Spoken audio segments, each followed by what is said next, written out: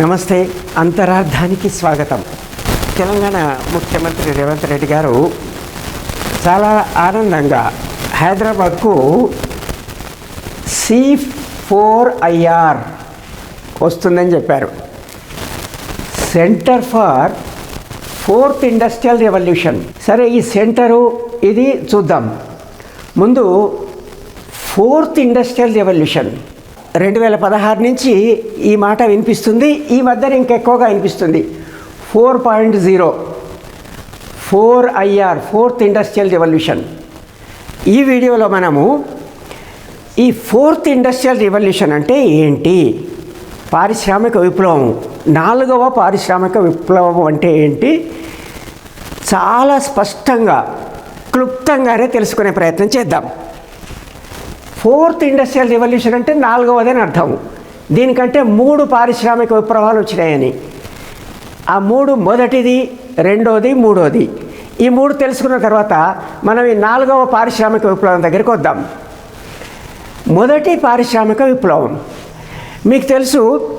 వ్యవసాయము 10,000 ఏళ్ల నుండి మనుషులు నిర్వహిస్తున్నారు. వ్యవసాయం చేయడం నేర్చుకున్నారు, పశుపోషణ నేర్చుకున్నారు, అది తెలుసు.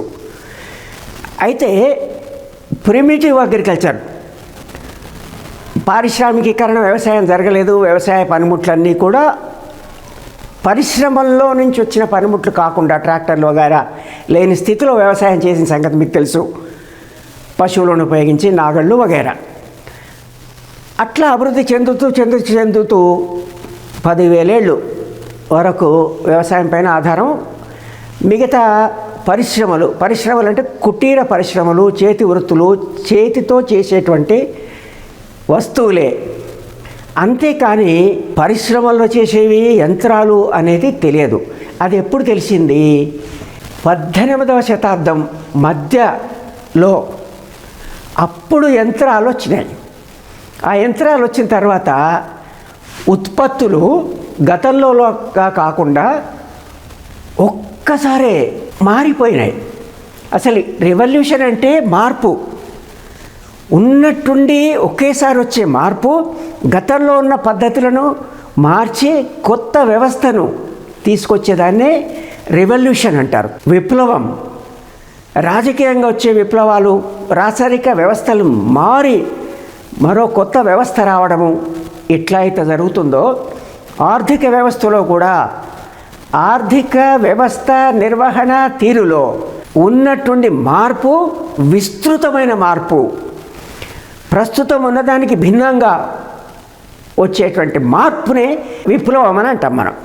అది పరిశ్రమల్లో, ఆర్థిక వ్యవస్థలో వచ్చిన విప్లవం పారిశ్రామిక విప్లవం. అయితే 18వ శతాబ్దం మధ్యలో యంత్రాలను కనుక్కోవడం జరిగింది. యంత్రాలు ప్రధానంగా వస్త్ర పరిశ్రమ అప్పుడు చేతి ద్వారానే, అంటే చేనేతనే ఉన్నటువంటి పరిస్థితి. అప్పుడు సులభంగా ఉత్పత్తి అయ్యే విధంగా సాంకేతిక రంగంలో అప్పుడు వచ్చినటువంటి మార్పులు, పరిశ్రమల్లో వచ్చినటువంటి కొన్ని పరిశోధనలు. అంటే ప్రధానంగా మనం చెప్పుకోవాలంటే flying shuttle, cotton gin, water frame, ఇట్లాంటివన్నీ నేతకు ఉపయోగపడేవి యంత్రాలతో. పవర్ లూమ్సు, ఇవన్నీ వస్త్ర పరిశ్రమలో రావడము.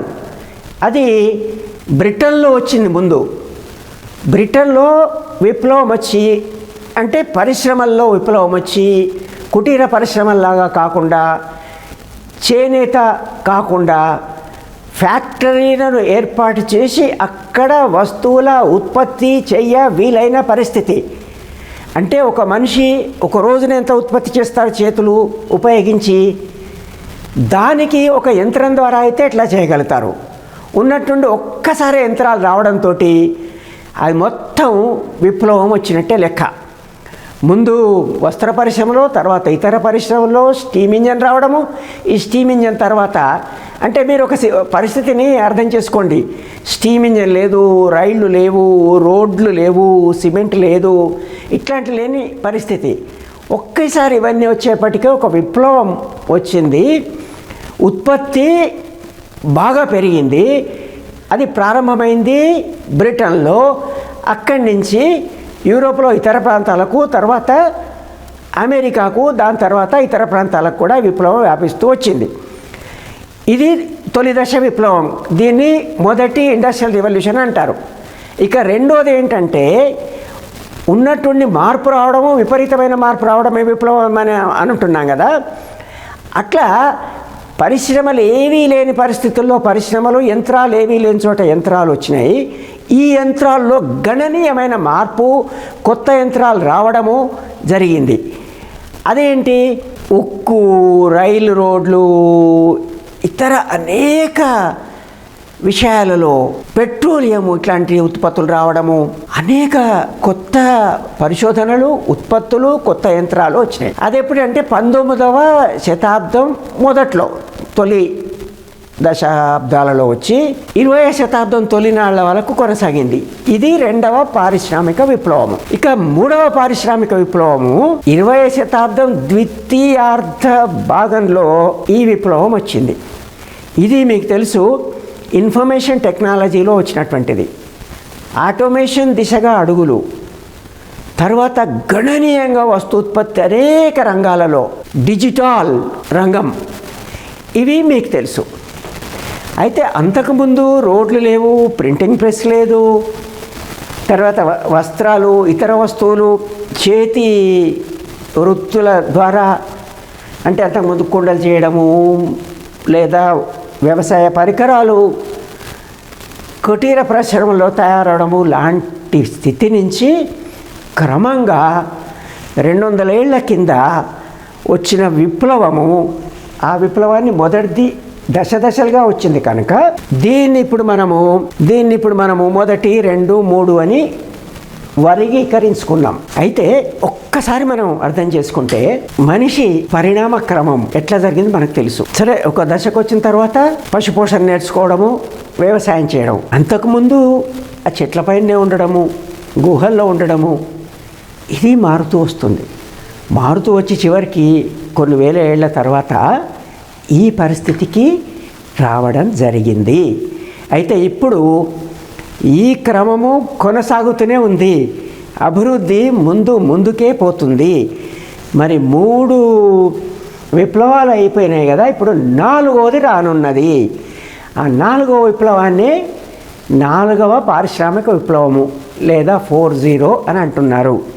ఇదేంటి? చాలా సులభంగా మనం ఇప్పుడు అర్థం చేసుకోవచ్చు. సాంకేతిక పురోగతి మరింత ఎక్కువగా, దాని వెలాసిటీ, స్కోప్ అండ్ ఇంపాక్ట్ అంటే ఎంతో వేగంగా పోతుంది. దాని పరిధి చాలా విస్తృతంగా అన్ని రంగాలపైన ఉండనున్నది. దాని ప్రభావానికి గురి కాని దేశం కానీ, వ్యక్తులు కానీ, ప్రాంతాలు కానీ ఉండవు. ఇట్లాంటిది జరగనున్నదని క్రమ పద్ధతిలో చెప్పింది ఈ వరల్డ్ ఎకనామిక్ ఫోరం.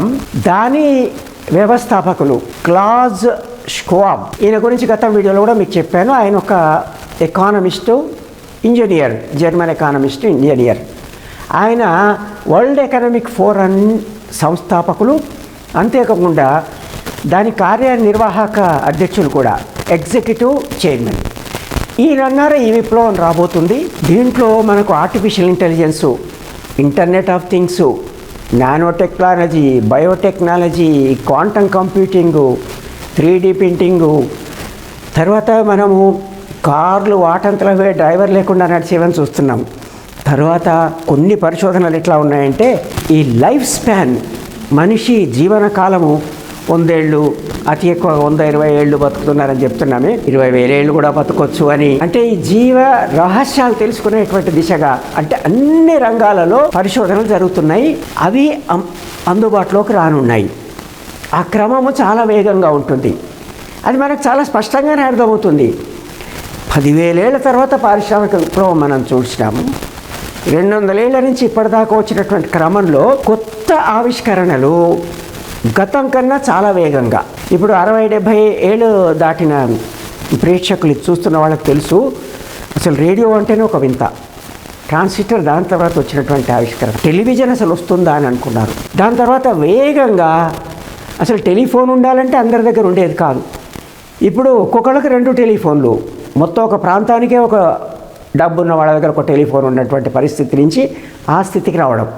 తర్వాత టెక్నాలజీ ఫస్ట్ జనరేషన్ అని, సెకండ్ జనరేషన్ అని, 4G అని, అసలు ఎలక్ట్రిసిటీయే ఊహించలేని పరిస్థితి ఉంటే ఎలక్ట్రానిక్ ఆ పరిశ్రమలో ఏ రకంగా.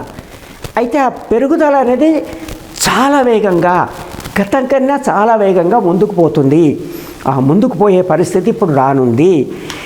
ఇప్పుడు ఈ 4th ఇండస్ట్రియల్ రెవల్యూషన్ రానున్నది. అయితే ఏంటి మరి దీని ప్రభావం? అన్ని రంగాలపైన ఉంటుందన్నాము. మానవ సంబంధాలపైన కూడా ఉంటుంది. క్యాపిటల్ అండ్ లేబర్ సంబంధాలు, పెట్టుబడులు పెట్టే పద్ధతి, శ్రామికులు వచ్చేటువంటి ప్రతిఫలం, వేతనాలు, రకరకాల ప్రభావాలు చూపించనున్నది. మరి వ్యత్యాసాలు పెంచనున్నదా? కొందరు పెంచనున్నదని అంటున్నారు.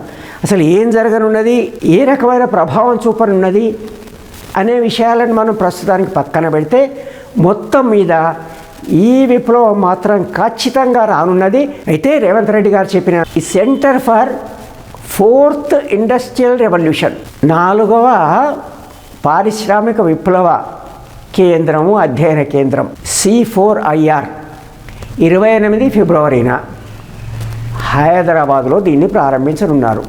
ఇది వరల్డ్ ఎకనామిక్ ఫోరం వారి సంస్థ.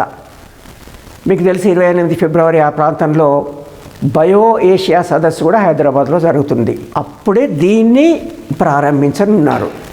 కనుక ఇది చాలా అద్భుతమైన, ఆశ్చర్యకరమైన మార్పు. దీనికి అందరూ సన్నద్ధులుగా ఉండాలి. అంటే ముందు అదేంటో తెలుసుకోవాలనేటువంటి ప్రయత్నం.